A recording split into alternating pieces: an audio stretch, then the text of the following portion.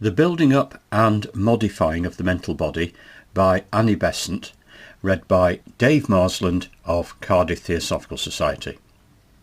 This piece is an extract from The Ancient Wisdom by Annie Besant, published in 1897. The general law which regulates all the building up and modifying of the mental body may here be fitly studied, though it is the same principle already seen working in the lower realms of the astral and physical worlds. Exercise increases, disuse atrophies, and finally destroys.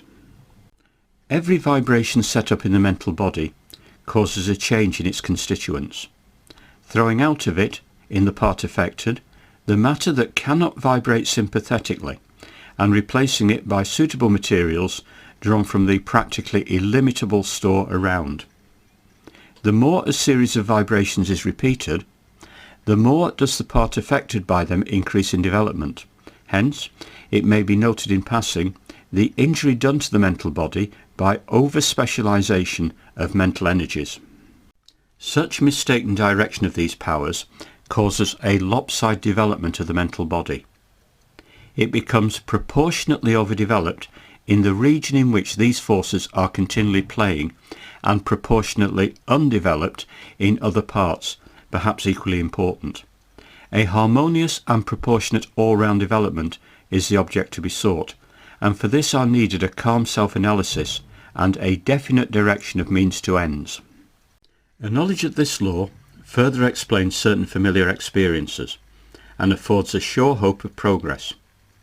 When a new study is commenced, or a change in favour of high morality is initiated, the early stages are found to be fraught with difficulties. Sometimes even the effort is abandoned because the obstacles in its way of success appear to be insurmountable.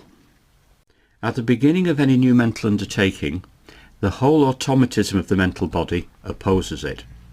The materials habituated to vibrate in a particular way cannot accommodate themselves to the new impulses, and the early stage consists chiefly of sending out thrills of force which are frustrated, so far as setting up vibrations in the mental body are concerned, but which are the necessary preliminary to any such sympathetic vibrations, as they shake out of the body the old refractory materials and draw into it the sympathetic kinds. During this process, the man is not conscious of any progress. He is only conscious of the frustration of his efforts and of the dull resistance he encounters. Presently, if he persists as the newly attractive materials begin to function, he succeeds better in his attempts, and at last, when all the old materials are expelled and the new are working, he finds himself succeeding without an effort, and his object is accomplished. The critical time is during the first stage, but if he trust in the law, as sure in its workings as every other law in nature, and persistently repeat his efforts, he must succeed. And a knowledge of this fact may cheer him when otherwise he would be sinking in despair.